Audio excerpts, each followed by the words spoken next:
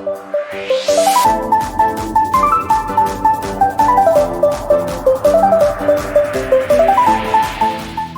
kita berdoa. Bapa, kembali kami menghampirimu untuk mendengarkan firman-Mu, janji-janji-Mu yang penuh dengan berkat, janji-janji-Mu yang penuh dengan makna. Dan pada saat ini kami percaya, sebagaimana fajar selalu menyingsing bagi kami tiap hari, biarlah firman-Mu selalu nyata dalam hidup kami, dan janji-Mu semakin digenapi. Kami mau mendengarkan firman Bapa. Kami buka hati dan pikiran kami, serta telinga kami. Kami berdoa supaya Tuhan menguasai seluruh hidup kami, bahkan seisi ruangan ini. Jikalau ada masih kuasa-kuasa yang mau mengganggu jalannya ibadah, kami patahkan, kami hancurkan di dalam nama Yesus. Biarlah Roh Kudus yang bekerja. Dalam nama Tuhan Yesus Kristus kami berdoa. Haleluya. Amin. Silakan duduk. Selamat pagi. Salam. Puji nama Tuhan. Selamat memperingati hari kenaikan Tuhan Yesus Kristus. Saudara-saudara yang dikasihi Tuhan, hari ini judul khotbahnya rencana Allah dalam hidup. Kita semua sudah tahu bahwa Allah punya rencana dalam hidup kita. Amin. Tetapi ketika Yesus akan naik ke surga, Dia juga menjelaskan atau menceritakan atau menetapkan kepada kita sebuah janji bahwa Dia punya rencana. Ada rencana Allah di dalam setiap orang-orang percaya. Para murid yang ditinggalkan pada waktu itu dan kepada kita pada hari ini. Yesus pergi bukan hanya pergi selama-lamanya. Yesus pergi untuk kembali lagi. Dia sudah berjanji kepada kita. Sebelum kematiannya Dia berkata, percayalah kepada Allah, percayalah juga kepadaku. Sebab aku pergi ke situ untuk menyediakan tempat bagimu. Dan apabila aku telah menyediakan tempat bagimu, aku akan kembali menjemput kamu, supaya di mana aku berada, kamu pun berada. Inilah janjinya bahwa Dia akan datang kembali. Dan Yesus pergi tidak meninggalkan kita dengan sendirian. Dia tidak membiarkan kita sendirian di dalam penantian. Dia memberikan Roh-Nya yang kudus untuk untuk tinggal di dalam kita, untuk berdiam di dalam kita. Jadi kita tidak sendirian. Itu sebabnya kita juga akan merayakan hari Pentakosta pada minggu yang akan datang, pada minggu besok. 10 hari lagi, ya kan? Hari Pentakosta. Yesus ketika Dia mau meninggalkan para murid, Dia memberikan amanat agung atau perintah atau sebuah tugas bagi kita orang yang percaya. Mari kita bersama-sama membuka Kisah Para Rasul pasal yang ke-1 ayat 6 sampai ayat yang ke-11. Kisah Para Rasul pasal 1 ayat 6 sampai ayat yang 11. Saya akan bacakan dan saudara silakan menyimak dengan Alkitabnya masing-masing. Maka bertanyalah mereka yang berkumpul di situ, Tuhan, maukah Engkau pada masa ini memulihkan kerajaan bagi Israel? Jawabnya, engkau tidak perlu mengetahui masa dan waktu yang ditetapkan Bapa sendiri menurut kuasanya. Tetapi kamu akan menerima kuasa kalau Roh Kudus turun ke atas kamu. Dan kamu akan menjadi saksiku di Yerusalem dan di seluruh Yudea dan Samaria dan sampai ke ujung bumi. Sesudah ia mengatakan demikian, terangkatlah ia disaksikan oleh mereka dan awan menutupinya dari pandangan mereka. Ketika mereka sedang menatap ke langit, waktu ia naik itu, tiba-tiba berdirilah dua orang yang berpakaian putih dekat mereka dan berkata kepada mereka, hai orang-orang Galilea, mengapakah kamu melihat ke langit?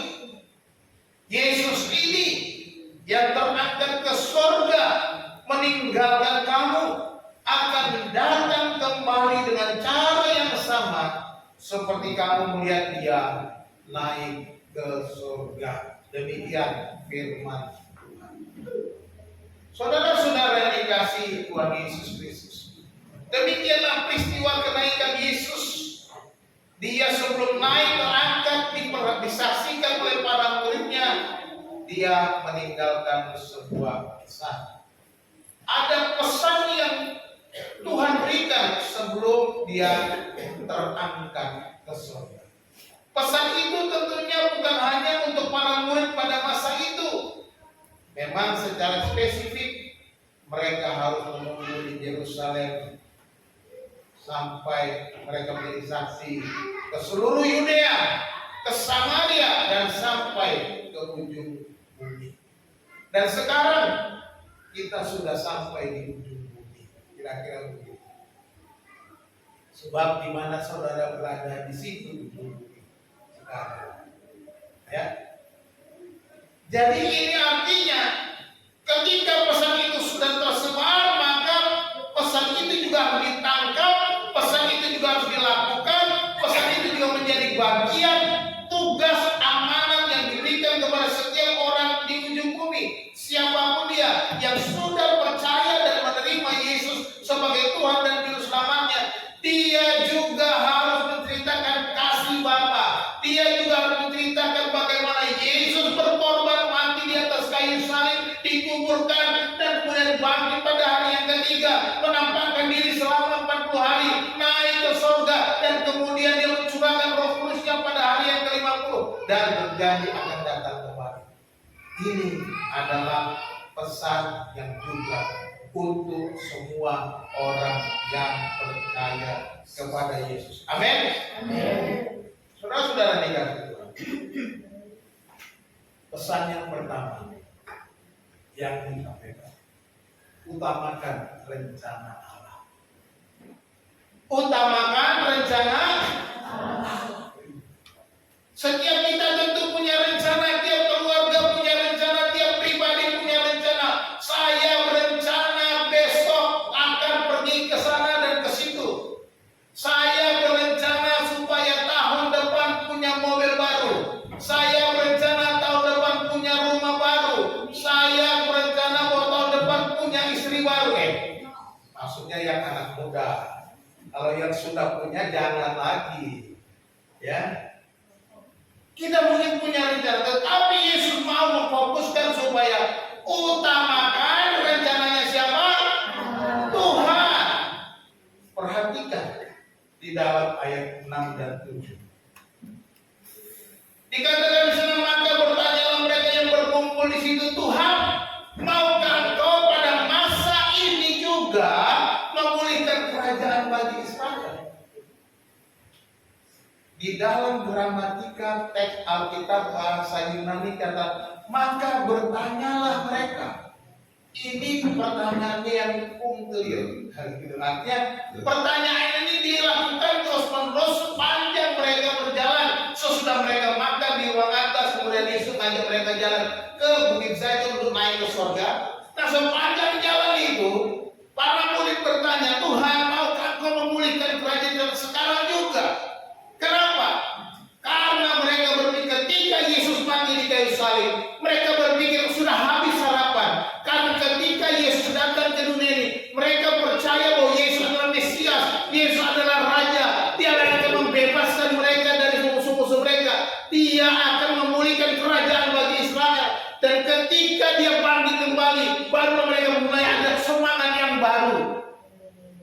Dan ketika itu juga, ini kesempatan. Mereka bilang, Tuhan, bagaimana kalau sekarang? Kenapa? Karena kalau sekarang artinya aku akan menjadi pendamping Yesus. Aku akan bersama Yesus memerintah. Aku akan menjadi seorang yang punya wibawa, punya kuasa yang sama dengan Yesus dalam memerintah kerajaan Israel. Perhatikan. Di dalam perjalanan Yesus, dalam pelayanannya, 2 orang muridnya minta supaya sebelah kiri sebelah kanan Yesus kalau sudah memerintah sebagai raja. Jadi ada ambisi mereka, ada keinginan mereka. Kalau Yesus sekarang menjadi raja, maka aku akan bebas dari penderitaan, aku akan bebas dari musuh, aku akan bebas dari persoalanku, aku akan hidup lebih baik. Hari ini itu yang ada dalam pikiran mereka. Tapi apa kata Yesus? Engkau tidak perlu mengetahui masa dan waktu yang ditetapkan Bapa sendiri menurut kuasa. Kamu nggak perlu pikirkan itu. Kamu nggak perlu memikirkan apa yang sudah ditetapkan oleh Bapa. Karena pemulihan kerajaan bagi Israel itu ditentukan oleh Bapa. Yesus datang memang menjadi raja, sedang raja, menjadi Mesias, menjadi juru selamat bagi bangsa Israel. Tetapi Yesus menunda kerajaannya bagi Israel. Bapa menunda kerajaannya bagi Israel. Jangan utamakan kesenanganmu. Jangan utamakan pikiranmu. Jangan utamakan rencanamu. Jangan utamakan kedaginganmu. Jangan utamakan ambisimu. Apapun yang menjadi ambisi kita, keinginan-keinginan kita, kita harus mengutamakan maunya Tuhan. Amin. Ini yang Tuhan. Jadi ketika dia naik ke surga, dia berpesan supaya semua orang percaya. Kita sekarang pada masa ini lebih mengutamakan rencana Allah di dalam hidupnya. Tapi kita kadang-kadang menanggapi ini biasa-biasa saja. Mungkin juga karena ketidakketahuan kita atau ketidakmengertian kita tentang rencana Allah di dalam hidup kita. Apa sih rencana Allah dalam hidup kita? Ya, kita kadang-kadang lebih mengutamakan hidup kita, perut kita. Memang Tuhan Yesus berkata,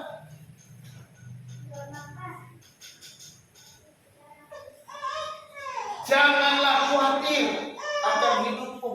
Apa yang kau makan, apa yang kau minum, apa yang kau pakai, semua itu dicari bangsa-bangsa yang tidak mengenal Allah, kata Tuhan. Tetapi kamu cari dahulu kerajaan Allah dan kebenarannya, maka semuanya itu akan ditambahkan kepadamu. Ini saja sulit kita mengerti, sulit kita pahami, sulit kita lakukan, mencari kerajaan Allah dan kebenaran. Bagaimana Pak saya mencari kerajaan Allah? Mulai bangun tidur cari kerajaan Allah itu. Apakah engkau mengutamakan Tuhan? Merendahkan diri di hadapan Tuhan dan berkata, Tuhan ini aku bersyukur. Hari ini aku masih bisa bernafas.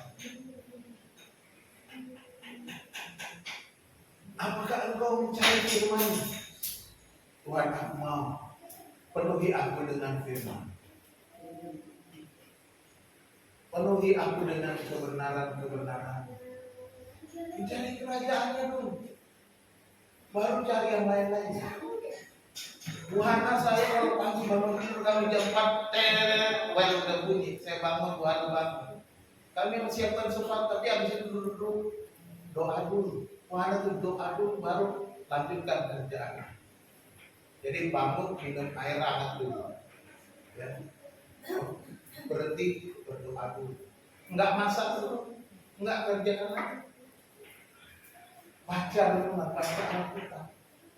Tiap pagi. Sehingga kami selalu teriak-teriak sama udah renungan belum? Udah berdoa belum? Malam juga begitu. Tanya terus.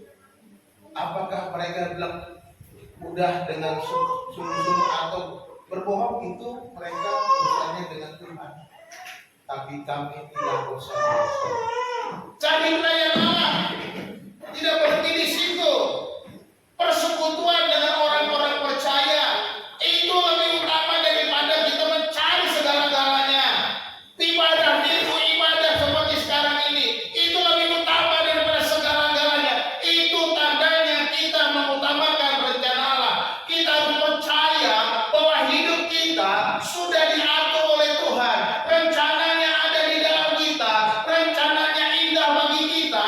Rencananya tidak pernah meninggalkan kita. Rencananya selalu memelihara hidup kita. Rencananya pasti menyediakan apa yang kita perlukan sesuai dengan janjinya. Jangan cuma nyanyi. Janjimu seperti fajar pagi hari. Nyanyinya si serius nangis-nangis. Tapi tiap hari kelakuannya enggak mau ingat janji Tuhan. Tuhan, nanti makan apa Tuhan? Maaflah Tuhan, maaf terlambat bangun Tuhan. Saya kasih tahu ya, kalau saudara punya kebiasaan terlambat bangun, bikin alarm. Alarm. Itu HP saya alarmnya 1 minggu penuh jam 4. 1 minggu saya buat, tiap jam 4 bangun. Bunyi. Saya tahu nanti kalau saya nggak pakai alarm saya kelewatan. Itu disiplin kita sendiri. Disiplin kita sendiri. Jadi jangan, aduh Pak, nggak bisa bangun pagi. Bisa. Kalau saya bisa, saudara pasti bisa. Jadi biasa. Lawan kemalasan. Jadi lihat, Yesus bilang itu urusan Bapa. Artinya apa? Jangan cari dunia ini, itu suatu data. Bapamu yang di surga mengetahui bahwa kamu memerlukan semua itu, kata Yesus. Yesus tahu kok apa yang kita perlu, apa yang mau kita makan. Oh, mau bayar uang kontrakan rumah, mau bayar uang sekolah anak, Tuhan tahu kok. Tapi karena engkau tidak pernah melatih dirimu untuk cari kerajaan Allah, makanya tersendat-sendat semuanya. Ya, tersendat-sendat. Saya katakan ini kenapa? Saya mengalami sendiri, saya nggak pernah tersendat apapun karena saya percaya Allah. Saya memelihara, Allah mengatur hidup saya, bukan saya yang mengatur hidup saya. Mau bayar uang kuliah anak saya semuanya itu udah selesai, nggak pernah terlambat. Bayar uang kuliah SPP anak-anak saya SMA tak pernah terlambat. Walaupun kami mengalami tekanan, walaupun kami kadang-kadang berpikir bagaimana mendapatkan uang juga, bagaimana membayar ini, tapi enggak, kami serahkan kepada. Tapi kami percaya. Kau tidak perlu tahu masa dan waktunya. Engkau tidak perlu pusing kapan engkau akan diberkati, kapan Tuhan akan memberikan apa yang engkau butuhkan. Tidak usah pusing. Tuhan tahu jadwalnya, Tuhan tahu kapan memberkati, tanpa kita menyandingkan Tuhan. Di tanggal 30, nanti tanggal 8 saya mau bakar, mau membayar iuran panci saya Tuhan. Tidak perlu. Dia tahu. Makanya kalau kalau nggak bisa sanggup bayar, nggak usah iuran panci. Ya, nggak usah ikut arisan macam-macam. Kalau nggak bisa bayar, ukur dirimu. Karena firman Tuhan juga berkata, cukupkanlah dirimu dengan apa yang ada padamu. Kalau kita maunya yang banyak, tapi kemampuan kita nggak ada, seperti lebih besar pasak daripada tiang. Jangan. Orang dunia aja tahu, jangan besar pasak dari tiang. Jadi tetapkan kemampuan. Perhatikan janji Tuhan. Yesaya 55 ayat 8 bilang apa? 1, 2, 3. Sebab rancanganmu bukanlah rancanganmu dan jalanmu bukanlah jalanku. Demikianlah firman Tuhan. Ini firman Tuhan luar biasa. Rancanganmu bukan rancanganmu. Nggak usah kau takuti rancanganku, kata Tuhan. Nggak usah kau bingung dengan rancanganku. Jalanmu bukan jalanku. Aku nggak mau ikut jalanmu. Aku punya jalan sendiri. Jadi kita harus hidup benar-benar mengutamakan rencana Tuhan. Yesus sudah mengingatkan, Tuhan mau kau jadi memulihkan kerajaan. Kau nggak perlu tahu itu urusan babe. Babe gue yang ngatur. Tapi kalau babe gue bilang turun, gue turun. Nah, gitu kira-kira begitu dia. Mau bilang ya. Jadi kita lihat dia punya rancangan. Belum lagi kalau kita buka Yeremia, terus bilang yang sebelah telah rancangan Tuhan itu rancangan yang banyak rancangan.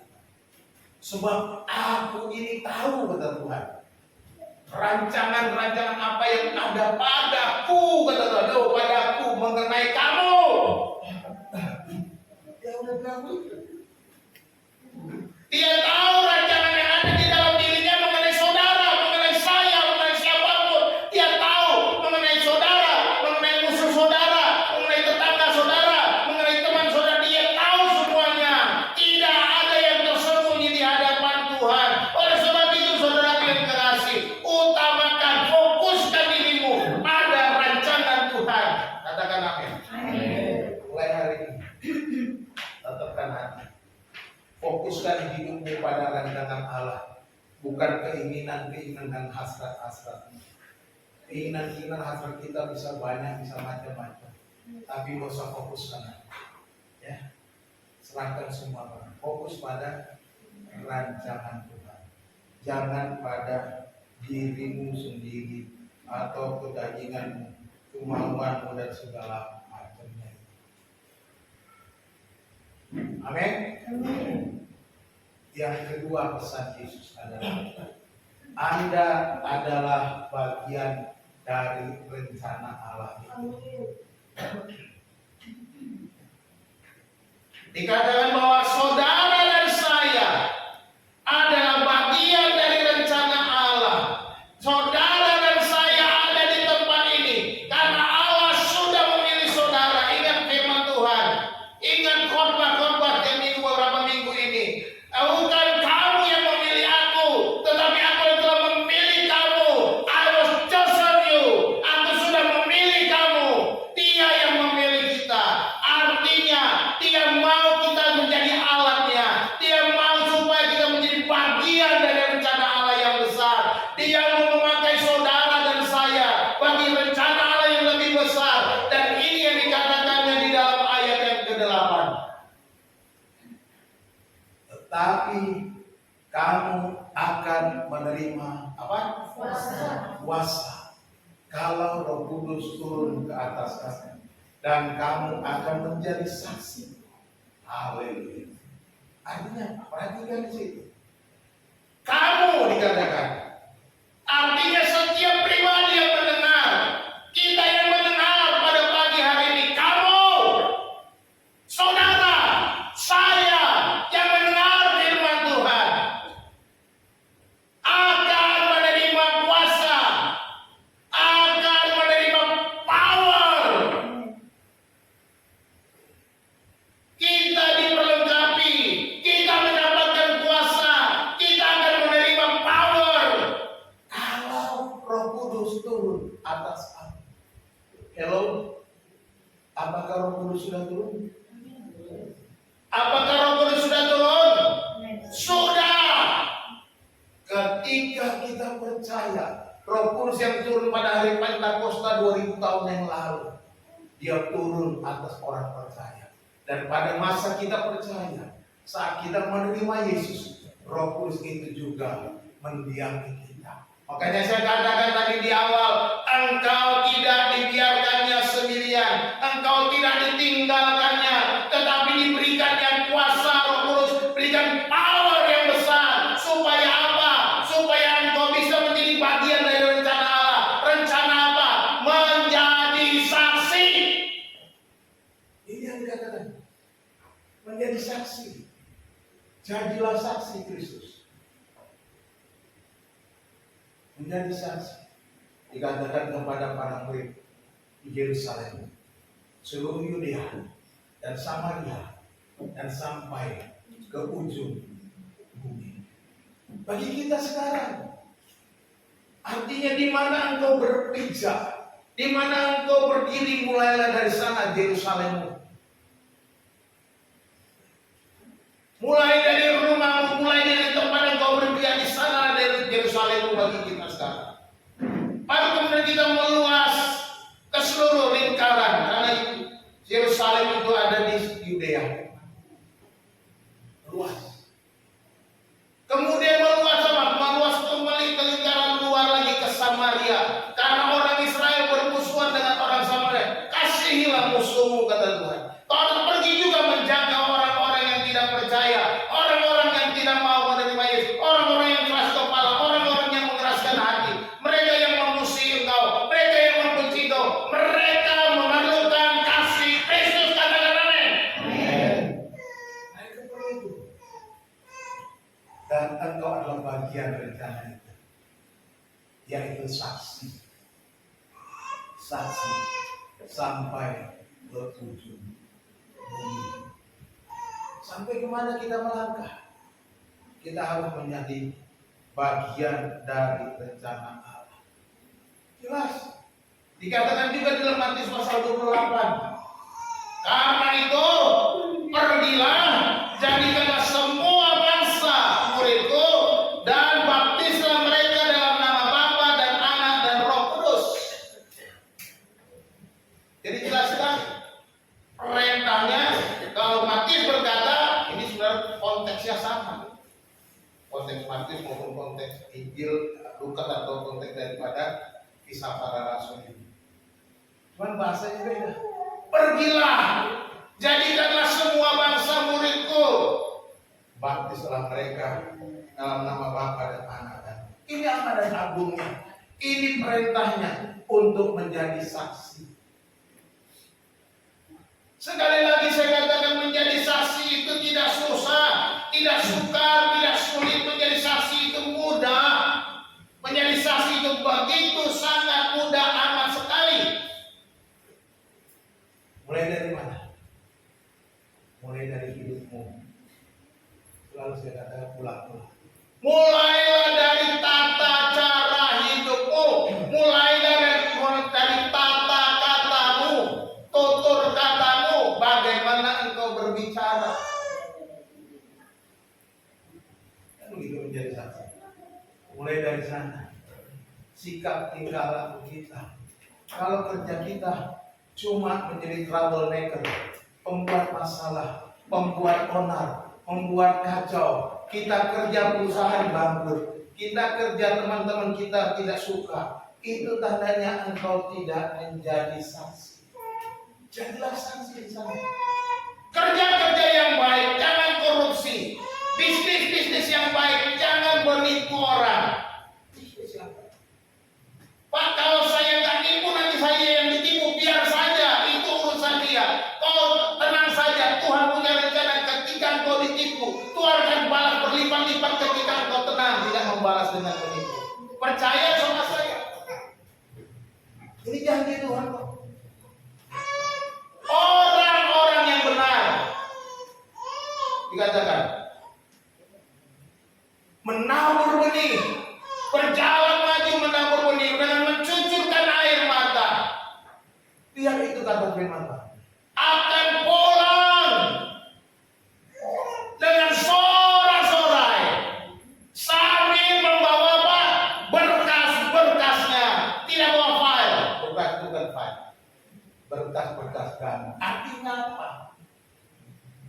Engkau mungkin bekerja penuh cucuran air mata, ditipu, dibodohi orang. Tapi kalau engkau mengalirkan kuasa Kristus, kuasa yang ada padamu itu untuk bersaksi, maka Tuhan akan memperhitungkan. Dan engkau akan pulang dengan sukacita. Engkau pulang dengan sorak-sorai. Engkau pulang dengan senang. Engkau pulang dengan gembira. Engkau pulang dengan bersukacita. Haleluya. Sebab engkau pulang bukan dengan tangan kosong. Engkau pulang bukan dengan tangan hampa. Tapi engkau pulang dengan membawa berkat Tuhan. Dengan syarat berkat Tuhan. Ini yang Dia janjikan. Jadi engkau ada bagian dari rencana itu. Jadi saksi. Jadi saksi. Jadi saksi. Jadi saksi. Saksikan hidupmu. Gampang. Akhirnya engkau bisa juga cerita. Ketika temanmu nanti melihat kehidupanmu, kok kamu begitu ya? Ditipu orang, disakitin orang, kok kamu gak balas ya? Kok malah senang hati, kok malah diberkati? Baru kamu bisa bilang, karena saya percaya Yesus. Yesus janjikan kemenangan. Yesus janjikan berkatnya. Orang-orang yang bertahan menjadi saksi hidup. Karena ada kuasa Roh Kudus dalam hidupku, maka aku bisa begitu. Dan aku sekarang bisa menang. Orang itu akan berkata, kalau begitu, ajak aku untuk percaya Yesus. Ajak aku untuk ke gerejamu. Ajak aku untuk bersama-sama percaya kepada itu. Jadi saksi gampang kan? Tidak ada yang susah. Tapi kalau hidup kita kacau, bikin masalah, korupsi, bagaimana orang bilang, begitu kita dicolek sedikit, kita langsung marah, ambil parang, ambil golok, kejar-kejar. Awas loh. Kau bisa jahat, aku pun bisa lebih jahat. Itu buruk. Itu bukan kuasa Roh Kudus. Karena kamu akan menerima kuasa kalau Roh Kudus. Kalau Roh Kudus benar turun di dalam hidup, kuasa itu bekerja. Power itu memberimu kemampuan. Power itu memberimu kekuatan. Power itu memberikan kuasa untuk bisa melimpahkan kasih Kristus. Haleluya, amin. Pesan kita supaya memberitakannya sampai ke seluruh. Ingat, pesan ini harus sampai ke seluruh dunia.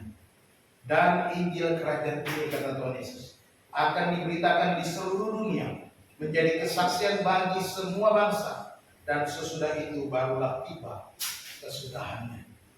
Kalau engkau menunggu kedatangan Tuhan, yang mau datang segera. Amin. Amin. Injil ini harus sampai di seluruh dunia. Di seluruh dunia, Roh Allah bekerja. Di seluruh dunia, seperti Nabi bersabda. Di seluruh dunia, ada ilham Roh yang heran. Tuhan bekerja dengan kuasanya.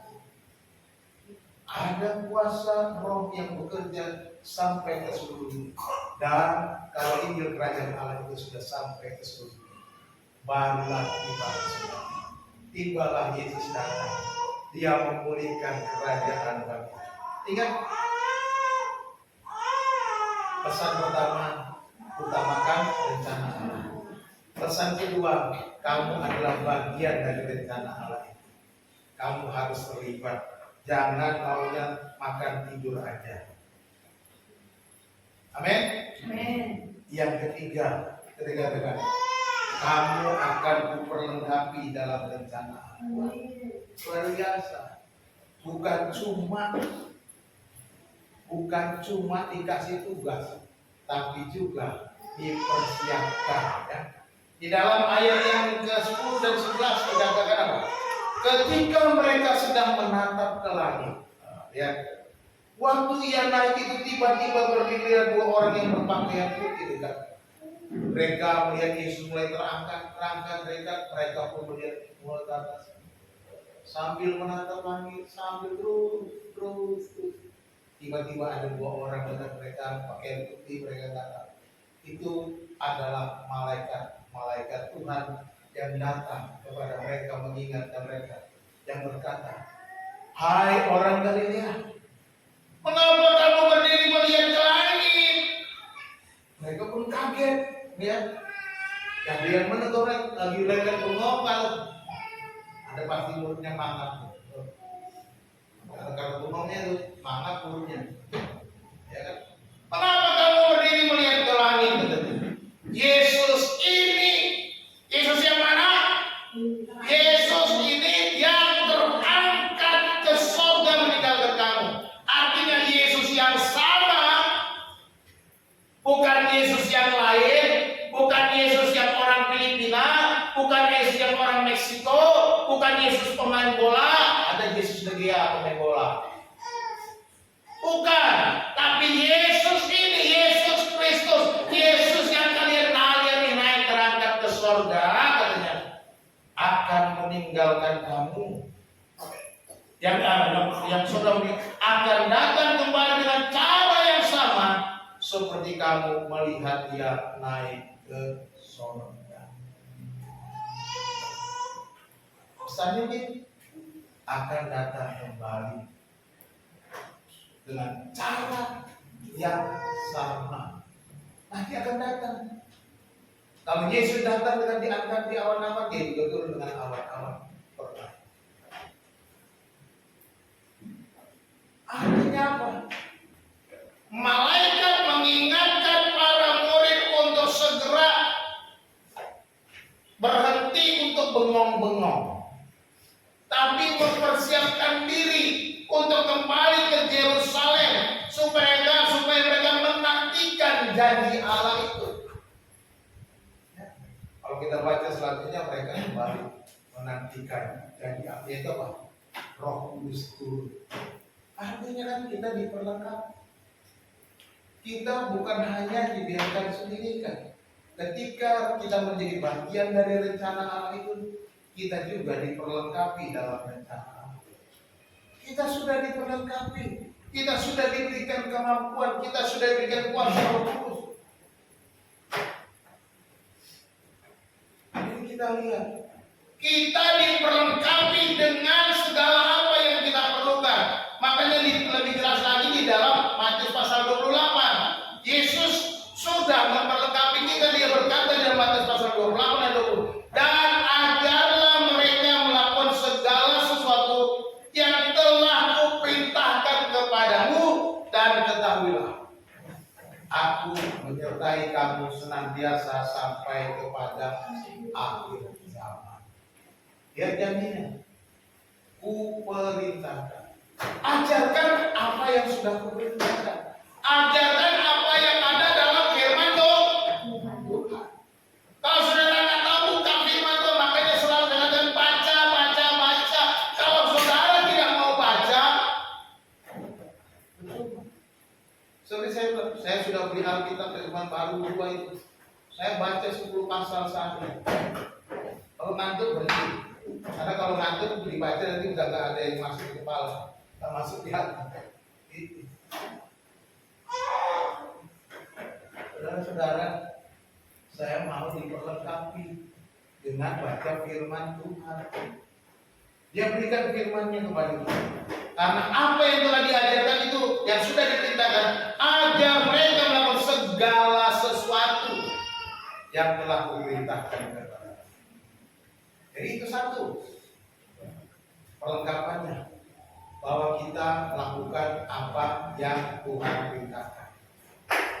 Kita diperlengkapi dengan pelajaran-pelajaran, janji-janji, kekuatan-kekuatan, berbagai macam keperluan kehidupan rumah tanggamu, kehidupan pribadimu, ada dalam firman Tuhan, ada dalam genggaman gadgetmu yang ada Alkitabnya. Begitu mudah kita sekarang untuk baca Alkitab di mana saja. Kalau saudara sedang naik bis pergi ke pulang kampung keluar kota, daripada bengong nggak bisa tidur, baca Alkitabnya saja. Itu kan gampang ya, nggak ada orang tahu, nggak ada orang terganggu. Saudara kan nggak perlu baca Alkitab. Pada mulanya Allah menciptakan langit dan bumi. Bumi belum berbentuk dan kosong, samudra raya. Nah begitu kan Alkitabnya kan, saudara, pada mulanya alam kita mampu, nggak ganggu orang. Kalau saudara di base baca Alkitabnya sambil nyanyi begitu, ya orang ngomong, ada apa ini? Apaan tuh? Nggak perlu pamer. Orang Farisi begitu pamer. Baca Alkitab, ditulis Alkitabnya diikat di kepala pamer, diikat di tangan pamer. Nih buat baca Alkitab. Orang Farisi. Jadi kalau baca Alkitab nggak usah teriak-teriak. Itu namanya gaya orang Farisi. Ya. Jadi itu yang sudah dan kita dan ketahuilah katanya. Dan ingat baik-baik kata keren juga. Ketahuilah, ingat, perhatikan. Apa yang harus diingat? Apa yang harus diingat? Ayo, baca nih. Aku menyertai kamu senantiasa sampai kepada akhir zaman. Wah, enak banget. Aku menyertai kamu senantiasa sampai kepada akhir zaman. Artinya apa menyertai? Menyertai itu bukan sekedar mendampingi. Ketika engkau sedih, dia ada di situ. Dia mendengar kesedihanmu. Dia tahu apa yang kau sedihkan. Ketika engkau lapar, dia ada di situ. Dia tahu engkau lapar. Dia akan menyediakan apa yang kau perlukan untuk mengisi perutmu yang lapar. Ketika engkau kekurangan, dia ada di situ. Dia akan memperlengkapi engkau untuk apa yang kau perlukan. Ini artinya, ya kan? Menyertai berarti everything is okay. Yesus mengatakan everything is okay with me. Segala sesuatunya aman bersama dengan aku. Sebab aku adalah sumber hidup itu. Hello. Yesus adalah sumber hidup, katakan amin. Kalau Yesus sumber hidup ada bersama kamu, engkau aman, amin. Ya. Apalagi yang kita khawatirkan, apalagi yang kita takutkan, kita diperlengkapi dengan penyertaannya. Haleluya. Luar biasa Tuhan kita baik. Haleluya. Nggak bisa kita bayangkan baiknya Tuhan. Saking baiknya, sangat baik, terlalu amat baik. Dia yang menyertai kita. Artinya kita nggak perlu takut. Ketika engkau diancam, dia juga ada di sana menyertai engkau. Tidak perlu takut, karena engkau adalah utusan Tuhan, saksi Tuhan, ambasador Tuhan, dutanya Tuhan. Engkau pilihan Tuhan, hamba Tuhan, the chosen one, orang yang terpilih. Engkau adalah itu, dan Dia ada bersama dengan engkau. Jadi tidak perlu takut, tidak perlu khawatir. Hilangkan itu semua, buang itu semua dengan menyerahkan dan percaya Dia menyertai engkau. Haleluya. Ini yang Yesus mau. Yesus mau supaya kita menyadari ini. Kalau setiap orang percaya menyadari, barulah dia bisa menikmati apa yang kata Yesus. Aku datang untuk memberi hidup, dan hidup itu hidup yang berkelimpahan. Hidup yang berkelimpahan adalah penuh sukacita, penuh dengan ketenangan, penuh damai sejahtera. Tidak perlu apa yang menjadi pergumulan hidup. Tidak perlu. Pemasukan sekalipun dagingku dan hatiku habis lenyap, bagianku hanya Allah saja. Dia bilang begitu kok. Sekalipun dagingku dan hatiku habis lenyap, bagianku adalah Allah, cukup bagiku. Bagi saudara, apa tidak cukup Tuhan Yesus menyertai? Cukup. Cukup. Yesus cukup bagi kita. Bahkan Paulus pun mengatakan kepada jemaat di Filipi, tapi di pasal 4 ayat 19, Allahku akan memenuhi segala keperluanmu menurut kekayaan dan kemuliaannya dalam Kristus Yesus. Amin. Paulus dalam pelayanannya, dia banyak sekali mengalami kekurangan, tekanan, ancaman, Dan dia berkata kepada orang-orang Filipi yang sudah banyak membantu pekerjaan pelayanannya. Dia sudah menikmati bantuan dari orang-orang Filipi yang percaya kepada Yesus. Dia berkata, aku tahu apa itu kekurangan. Aku tahu apa itu kelimpahan. Segala perkara dapat kutanggung di dalam Dia yang memberikan kekuatan kepadaku. Dan ingat baik-baik, Allahku akan memenuhi keperluanmu. Dia kata, sebagaimana Allahku memenuhi keperluanmu, maka Dia juga akan memenuhi keperluanmu. Engkau yang sudah berkorban, engkau yang sudah memberi, engkau yang sudah melakukan pekerjaan pelayanan, engkau yang sudah menjadi saksi, Allahku akan memenuhi keperluanmu. Menurut kekayaan dan kemuliaannya dalam Kristus Yesus. Masih kurang lagi. Dan ini, kalau saudara sebagai orang Kristen bilang masih kurang, saudara belum menikmati diri orang Kristen. Saudara mau masih menikmati hidup secara dunia. Saya katakan, kalau saudara masih mau secara dunia, saudara akan ngos-ngosan. Saudara akan hidup berjuang dengan ngos-ngosan, hidup dalam kutub dosa. Ya, kutub dosa apa? Ketika Adam jatuh dalam dosa, terkutuklah tanah. Dengan berpeluh engkau akan mengerjakannya. Dengan susah payah rumput duri akan tumbuh. Wah, itu artinya apa? Itulah kutub dosa. Tetapi puji nama Tuhan Yesus. Yesus yang mati di kayu salib, Yesus yang berkorban bagi kita. Dia berkata sudah selesai. Kutub dosa sudah selesai. Dan saudara dibebaskan dari kutub itu. Hiduplah. Yesus telah aku datang untuk memberi hidup. Dan hidup itu hidup yang berlimpahan. Hidup itulah yang diberikan kepada kita. Dengan tidak lagi berada di bawah kutub dosa itu. Katakan amin. Kalau saudara hidupmu dengan berguna, nggak perlu khawatir. Yesus sungguh baik. Yesus selamat baik. Amin. Hari ini kita belajar rencana Allah bagi Anda. Ya, rencana Allah bagi Anda. Yang pertama, kita utamakan rencana Allah. Ya. Ambillah waktu untuk masuk dalam rencana Allah melalui doa-doa Anda bagi suku-suku atau bangsa-bangsa yang belum menerima itu. Ini prakteknya pernapan yang kita bisa lakukan. Utamakan rencana Allah. Jangan hanya berdoa, Tuhan, tolong aku Tuhan, aku mau makan belum ada beras Tuhan, boleh.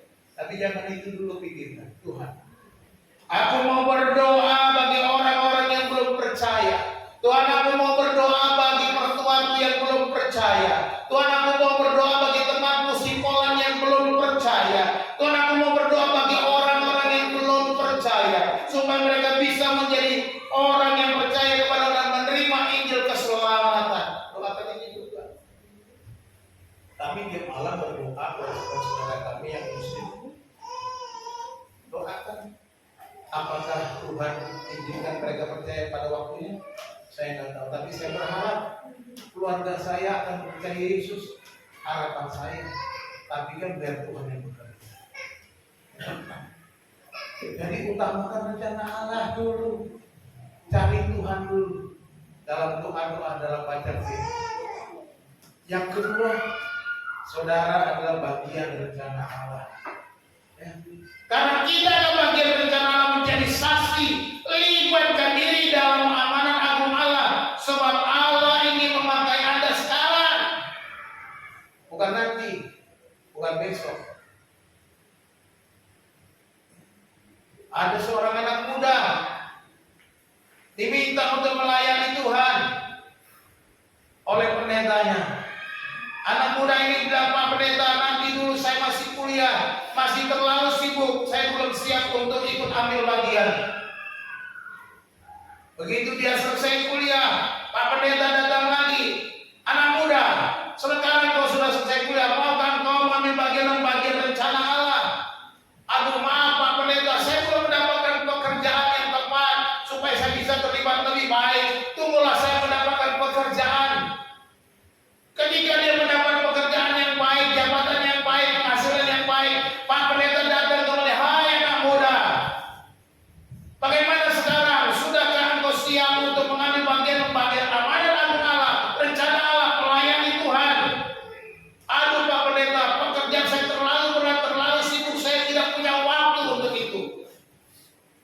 sampai dia menjadi tua.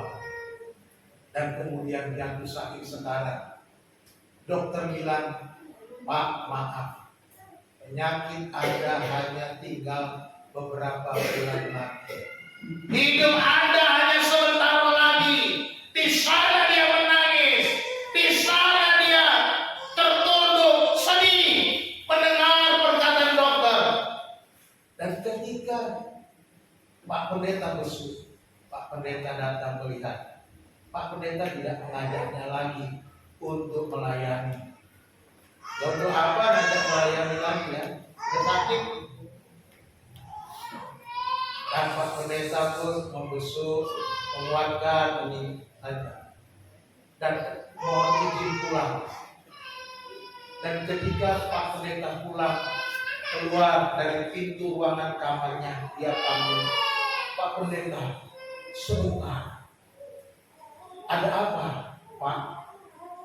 Sekarang dipanggil Pak karena sudah tua. Sudah rentah, sakit-sakitan, tidak punya daya. Ada apa, Pak? Pak Pendeta, tolonglah, doakan saya. Dokter bilang usia saya tinggal beberapa bulan lagi. Saya percaya ada mujizat. Kalau saya disembuhkan oleh Tuhan, saya akan melayani Tuhan. Pak Pendetanya bilang, anak muda, sudah terlambat. Bukan anak muda lagi, Pak, sudah terlambat. Waktu engkau muda masih ingatkah engkau bagaimana aku berkali-kali datang mengajak engkau. Tetapi ketika engkau sudah sakit-sakitan, ketika engkau sudah rentah, ketika engkau mendengar dokter berkata nyawamu tinggal beberapa bulan lagi, mengapa engkau mau melayani Tuhan? Tuhan tidak butuh sisa-sisa. Tuhan mau seluruh hidup. Jadi sekarang lebarkan dirimu.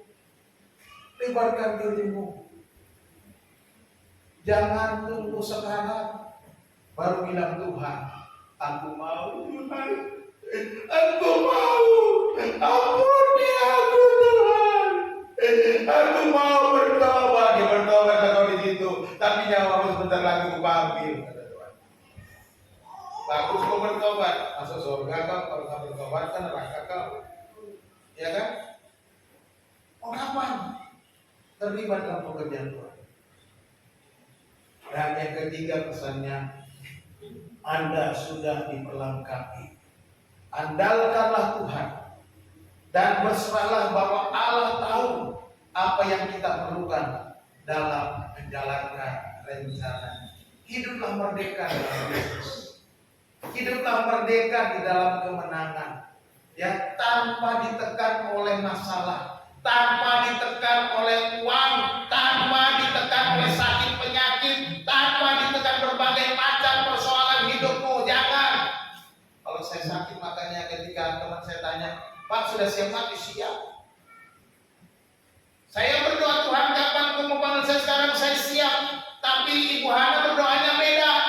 Tuhan jangan ambil suami saya. Yang didengar suara doanya Ibu Hana. Nah itu dia. Saya sudah siap di dalam Tuhan. Jangan Tuhan, aku belum siap. Ya sudah, saya dengar kamu saja kata Tuhan. Puji Tuhan. Saya lihat bagaimana dia berdoa tiap hari di samping saya. Waduh, saya perhatikan itu sampai saya betul-betul kan meneteskan air mata. Kadang saya sakit, saya siap. Karena saya sudah melayani, saya sudah memberi hidup saya. Kalau memang sekarang waktunya ya sih. Tapi Tuhan bilang, kau buat istrimu belum waktunya, ya udah kok kasih bonus. Gitulah ya. Jadi jangan buat saya bilang waktu Tuhan. Ya. Jadi andalkan Tuhan aja, berserah saja sama Tuhan, hidup merdeka saja. Kalau kita takut dengan semuanya itu, sakit dulu, matilah dulu, tidak perlu. Bukan penyakitmu yang membuat kau mati, ketakutanmu yang membuat kau mati. Ya? Jadi kalau kau sakit, kau takut mati, bahagia aja sukacita. Tapi kalau memang terasa sakit dan kau pasrah aja, Tuhan terserah kau. Kau ambil, kau mau sembuhkan, itu terserah. Tapi, ya, karena kita merdeka, hidup berkelimpahan. Karena Tuhan yang tahu kapan kita mati. Kapan kita mau dipanggil? Kita punya ada rencana Allah itu sudah rencanaku kamu bukan tahun ini, nanti 5 tahun lagi, nanti 10 tahun lagi, nanti 20 tahun lagi itu rencana. Tapi ada juga rencanaku buat kamu tinggal sebulan lagi. Ya sudah, siap-siap. Siapa yang kira-kira sebulan lagi kita nggak tahu siapa ya. Tapi kamu itu kalau kita tahu kita sebulan lagi maka dari sekarang. Nah, berpikirlah bahwa seolah-olah bahwa Tuhan itu sebentar lagi datang, besok datang, maka kita sekarang yang bersiap-siap. Seperti 5 orang gadis yang selalu siap dengan minyak. Jangan pikir masih lama, nyantai aja bos. Apain Yesus masih jauh, Belanda masih jauh, santai aja. Tiba-tiba dia datang. Lu kagak siap, lu ketinggalan. Ya, jadi kita sudah diperlengkapi.